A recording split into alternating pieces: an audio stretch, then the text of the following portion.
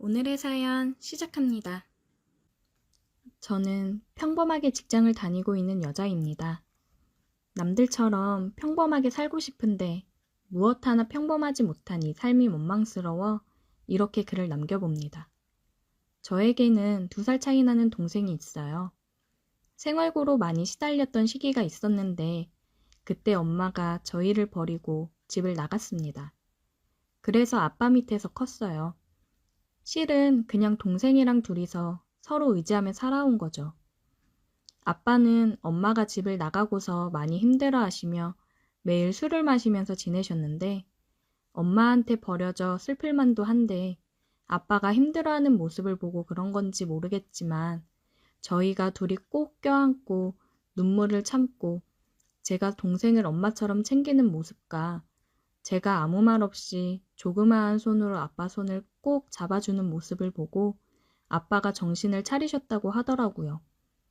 그래서 아빠는 돈을 많이 벌기 위해서 해외로 나갔다 온다며 12살이었던 저에게 통장이랑 체크카드 사용법을 알려주시며 제가 동생을 잘 돌봐야 된다고 거듭 강조를 하셨고 고모에게 가끔 저희를 봐달라고 부탁을 해놓겠다고 하더라고요.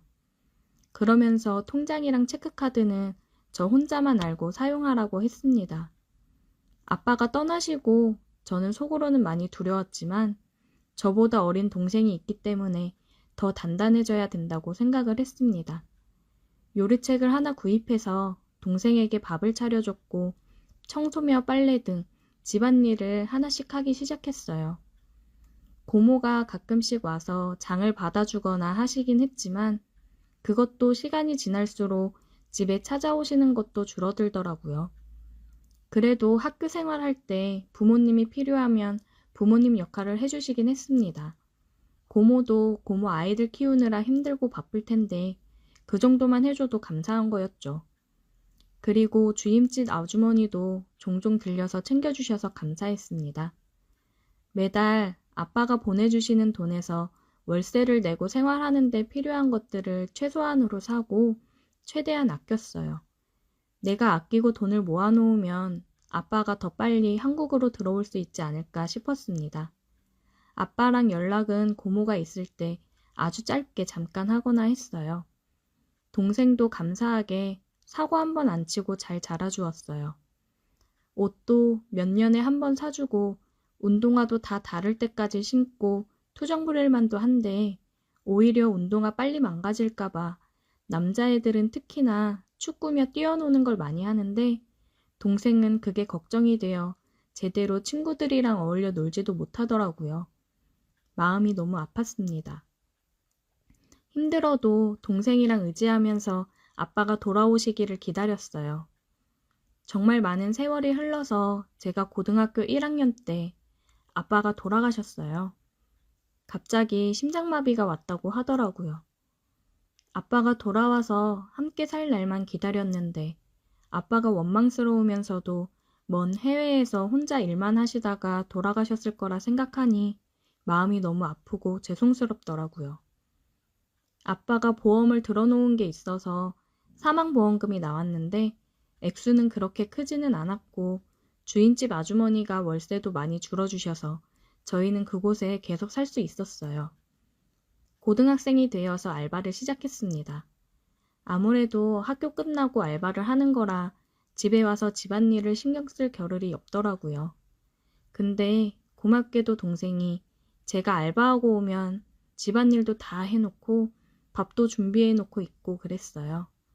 동생도 저도 너무 일찍부터 철이 들어버린 거죠. 동생이랑 저는 잘 때도 서로 꼭 껴안고 자거나 서로에 대해 애착 같은 게 많이 심한 편이었어요. 이 세상에는 우리 둘밖에 없다고 생각을 했거든요. 저는 내가 돈을 벌어서 동생 많은 공부를 제대로 시켜야겠다 생각을 해서 고등학교 자퇴를 했습니다. 그리고 검정고시를 준비했고 알바를 열심히 했어요. 알바를 안 하는 시간에는 공부를 했습니다. 하루가 너무 부족했어요. 그나마 동생이 집안일을 도와줘서 버티며 할 수 있었던 것 같습니다. 그렇게 열심히 살고 있었는데 동생이 크면 클수록 제가 동생을 마냥 동생으로 보고 있는 게 아니라 남자로 생각하고 있다는 걸 깨달았어요. 동생을 사랑하게 돼버린 거예요. 애써 현실을 부정하려고 했고 알바를 더 늘려서 동생과 좀 떨어져 있는 시간을 늘려보자 생각을 했어요. 너무 둘이서 붙어 있어서 그런 걸 거라고 애써 합리화했습니다. 제가 알바가 늦게 끝나니까 동생이 집 앞에 마중을 나와 있더라고요. 왜 요즘 이렇게 늦냐면서요. 누나, 요즘 왜 이렇게 늦게 들어와? 아, 알바를 하나 추가했더니 이쯤 끝나. 누나, 그러면 너무 힘들잖아. 내가 알바 하나 할 테니까 하나는 그만둬. 누나도 쉬어야지. 걱정 마. 그리고 누나는 알바하는 거 재미있어. 여러 가지 경험도 해볼 수 있고, 살면서 경험이 제일 중요한 거야. 너는 공부만 열심히 해. 누나는 그거면 되니까. 얼른 들어가자. 내가 안마해줄게. 그렇게 동생이랑 서로 의지하면서 둘 다 성인이 되었어요. 동생은 지금 군 제대를 하고 나서 대학에 재학 중이고 이제 졸업만을 앞두고 있습니다. 저는 계속 알바를 하다가 알바 사장님께서 저를 좋게 봐주셔서 아시는 분 회사에 소개를 해줘 취직을 해서 직장 생활을 하고 있습니다. 너무 감사하죠. 여태까지 알바한 돈 모은 거랑 아빠 사망보험금 일부랑 얼마 전 고모가 아빠가 고모한테도 보냈던 생활비 모아놨던 거라고 목돈을 주셨어요. 그동안 힘들었겠지만 자기도 어느 정도 목돈으로 만들어 놓고 너네한테 줘야 될 것 같았다며 집 사는데 보태라고 하더라고요. 고모 손을 잡고 엉엉 울었습니다. 제 나이 28에 작은 평수 아파트를 마련했어요. 지방이라 집값이 싸기는 하지만 저한테는 정말 어느 집보다도 비싸고 의미 있는 집이었습니다. 정말 계약을 했을 때도 동생이랑 부둥켜 안고 눈물 콧물 흘리며 울었어요. 그리고 아파트 입주를 하고 동생이랑 집에서 고기를 구워 먹자고 했습니다. 고기를 먹으면서 술을 마시는데 정말 그동안 고생했던 모든 것들이 스쳐 지나가더라고요. 처음으로 맘 편히 술을 먹어본 것 같아요. 모든 맘고생이 끝나고 술이 들어가니 동생이나 저나 이성의 끈이 끊어져 버렸습니다. 서로 마음이 있다는 걸 알고 있었어요. 하지만 애써 부정해 왔습니다. 어떻게 서로 사랑하지 않을 수가 있겠어요. 동생을 위해 헌신하며 애쓰는 누나. 그런 누나에게 짐이 되지 않으려고 열심히 도와주는 동생. 서로가 너무 안쓰럽고 애틋하죠. 우리에게는 정말 어렸을 때부터 둘뿐이었으니까요. 정말 이러면 안 되는 걸 아는데 저희 둘은 넘어선 안 될 선을 넘어버리고 말았습니다. 서로의 눈을 보며 사랑을 느꼈고 둘 다 눈물을 흘리면서 키스를 했어요. 그 어느 때보다도 뜨거웠습니다. 이 순간을 놓치고 싶지 않다는 듯이 우리는 서로에게 집중을 했어요. 손짓, 몸짓 하나하나가 다 소중했습니다. 서로 모든 것을 탐색한 후에 하나가 되었어요. 정말 돌이킬 수 없는 강을 건너버렸습니다.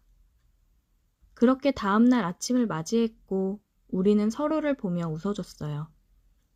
모든 게 걱정이 되었지만 애써 생각하지 않으려고 했습니다. 그냥 이제까지 힘들었으니까 우리 둘이 행복한 길을 선택하자. 우리가 이 선택을 우리의 행복한 길이라고 선택을 했으면 후회하지 말자. 혹시나 후회를 하게 되는 순간이 온다면 그 누구도 원망하지 말고 놓아주자 얘기를 했습니다. 그 이후 동생이랑은 정말 연인처럼 데이트도 하고 스킨십도 하며 지냈습니다. 퇴근하고 들어와서 동생이 알바를 끝내고 오는 시간 맞춰 맛있는 음식도 준비해 놓고 하루의 일과를 얘기하며 즐거운 저녁 시간을 보내고 이전과는 크게 달라진 건 없지만 온전한 우리의 집에서 여유로움을 느낀다는 거고 서로를 보며 사랑한다고 얘기하고 입을 맞추는 게 전과 달라졌다면 달라진 점이네요.